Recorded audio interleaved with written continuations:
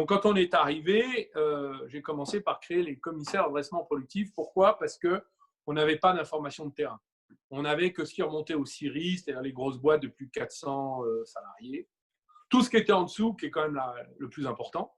Parce que les grosses boîtes, bon, vous avez toujours les mêmes d'ailleurs, hein, qui sont plus ou moins les abonnés du CIRI sur 10-15 ans, en fait. Donc, vous aviez toujours les mêmes entités, mais vous ne voyez pas passer ce qui se passe en dessous, c'est-à-dire dans les provinces, sur les territoires. Et là, vous avez de temps en temps un député qui vous alerte, un préfet s'il n'a pas peur. Et puis, finalement, ça passe, on perd des technos, on perd des savoir-faire, on perd des parts de marché.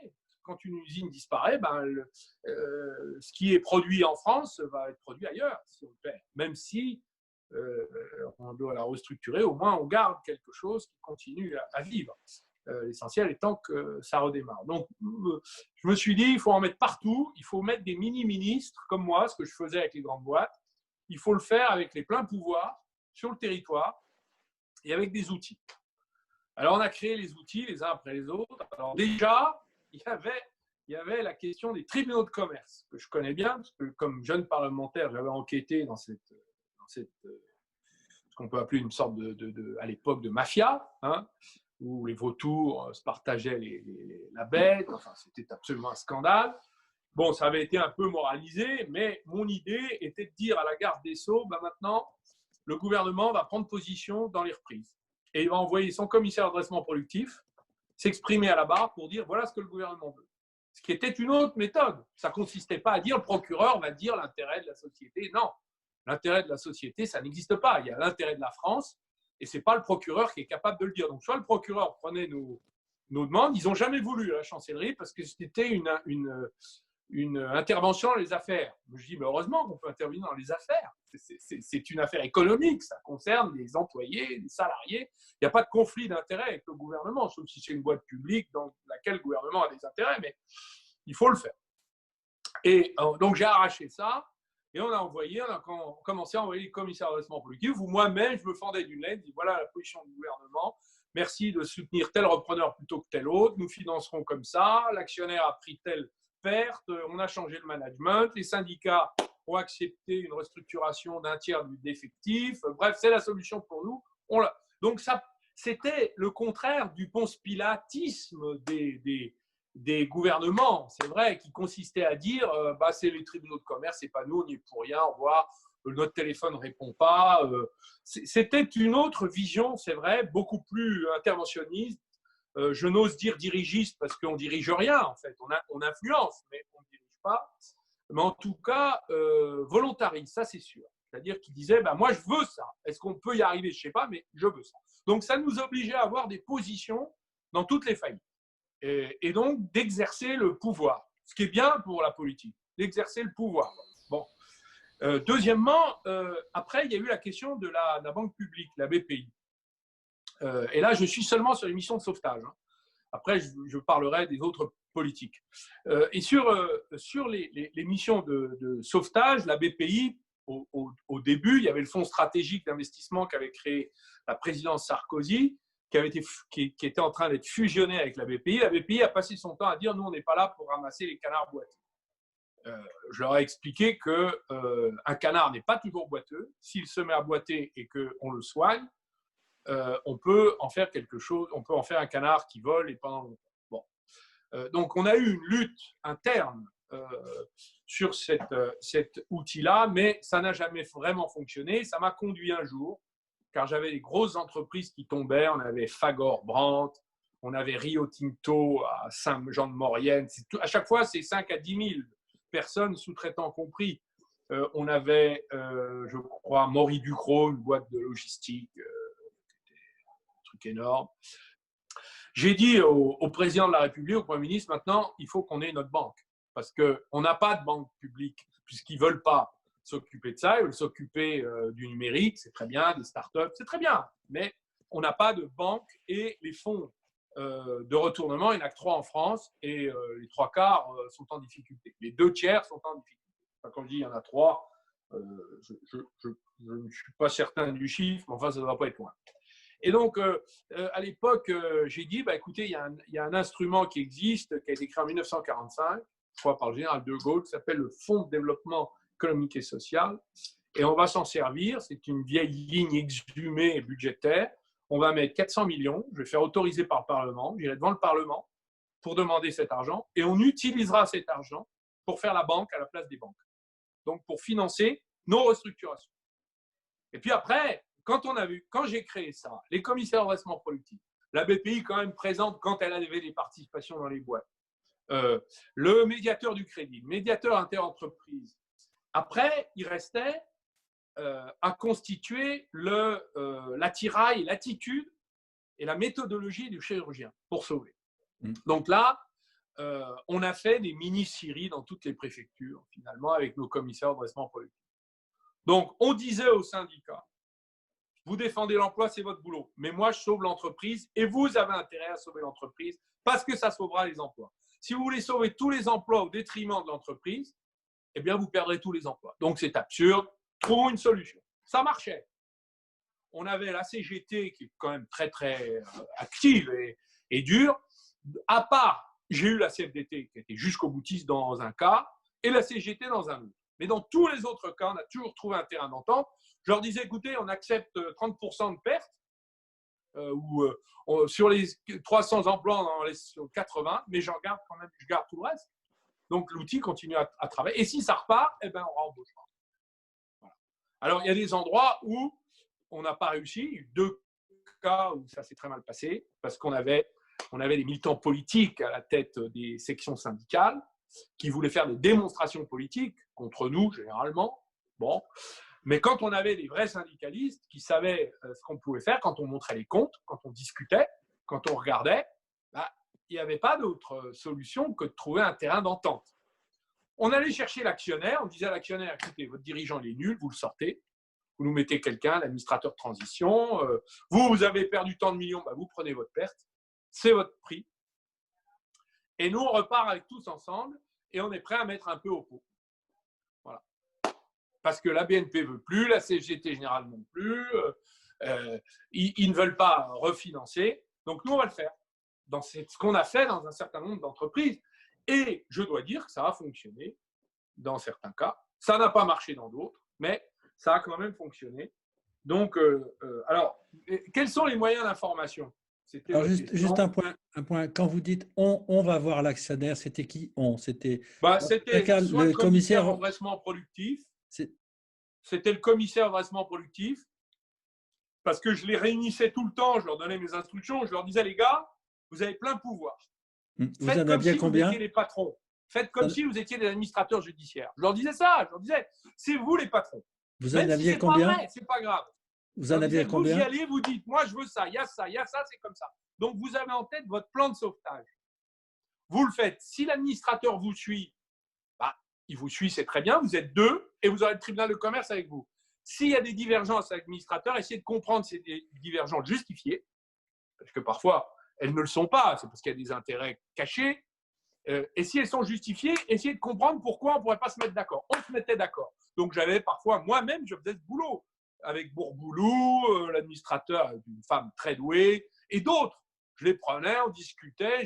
Mon collaborateur m'amenait le téléphone, ils avaient déjà préparé le terrain, il y avait 3 points à arbitrer, on faisait ça en 10 minutes, c'était réglé. Donc, les commissaires faisaient ça partout sur le terrain.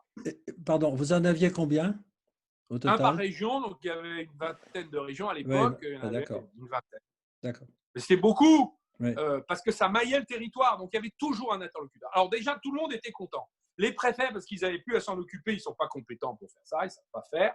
C'est des fonctionnaires de police, du ministère de l'Intérieur, les préfets. Bon, c'est ça leur métier. C'est d'abord l'ordre public, ministère de l'Intérieur. Après, vous aviez la Banque de France était contente parce qu'eux, ils n'osaient pas. C'était une administration en chute libre. Et là, ils retrouvaient de l'oxygène, mais ils pouvaient nous aider sur les échéances, sur tout un tas de choses. Puis eux, ils avaient la médiation du crédit local, donc ils pouvaient intervenir sur les banquiers. Donc, on arrivait à mettre les banquiers autour de la table. 3, les syndicats avaient un interlocuteur. Les élus avaient un interlocuteur. Le maire disait, j'ai eu le représentant du ministre, on se réunit, on trouve une solution. Donc, on cherchait et on en a trouvé. Alors, un jour, j'ai dit à mes gars, je leur ai dit, écoutez les gars, on bosse comme des malades, on ne dort plus. Partout en France, d'ailleurs, j'ai filé la Légion d'honneur et le mérite à quelques-uns parce qu'ils se démenaient comme des dingues. Et ils arrivaient à sortir des situations inextricables. Et il y en a encore il y a des exemples qui ressortent en ce moment à la faveur. Il y a une boîte dans l'Alsace, à Altkirch, qu'on a sauvé contre le liquidateur, contre la cour d'appel, qui voulait vendre les machines, je ne sais pas où, à Lancan. Et aujourd'hui, c'est une boîte qui est en train de faire des masques en lin et qui est revenue à meilleure fortune. Donc, on a réussi des choses qui aujourd'hui sont reconnues, même surtout par la presse locale, qui se souviennent des bagarres qui a lieu sur qui a gardé la mémoire de ce travail. Et donc, tout le monde avait un interlocuteur, enfin, et sur les petites boîtes, c'est-à-dire des boîtes auxquelles les Français tiennent, les territoires tiennent, et auxquelles le ministre de l'économie doit tenir.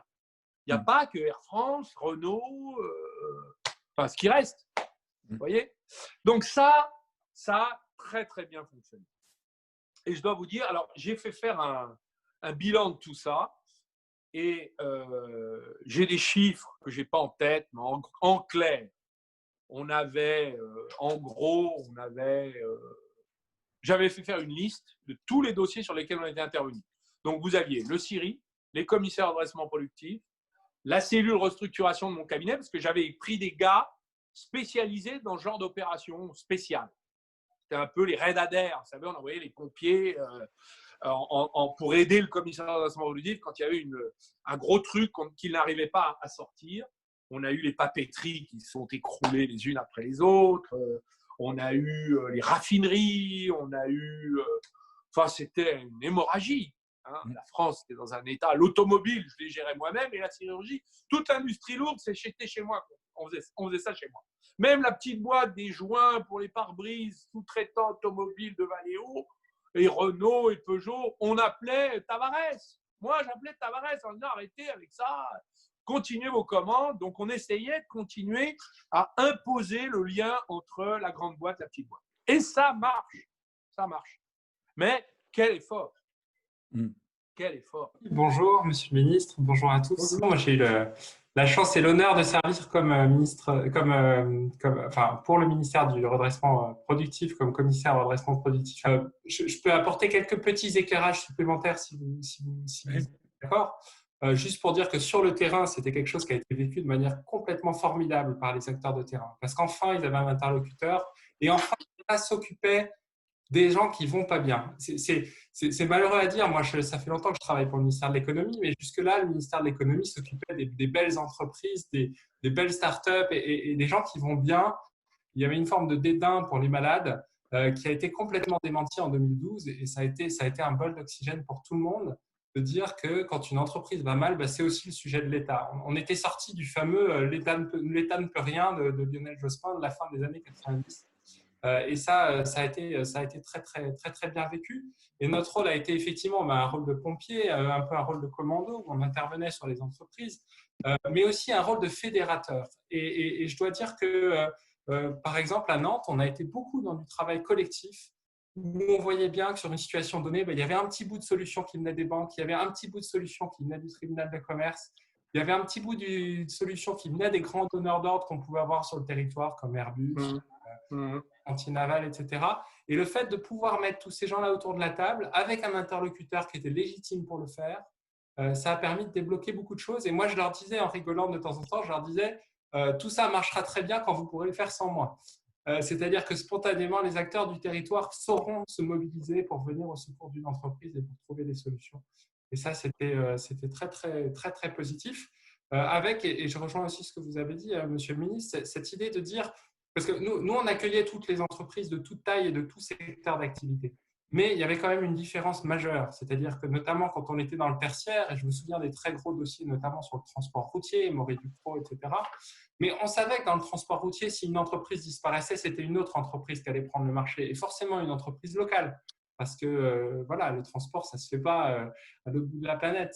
Par contre, quand une usine ferme, il n'y a pas une autre entreprise qui ouvre à côté pour prendre la place. Ce n'est pas vrai dans le contexte actuel national et international. Donc là, on savait qu'il y avait un effet irréversible, un effet cliquet et que si on perdait même une petite usine, même une usine de 20 salariés, de 30 salariés, eh ben, on ne retrouverait pas cet outil industriel sur le territoire et on était vraiment là pour préserver l'outil industriel et préserver tous les effets indirects que ça a sur l'ensemble de l'économie.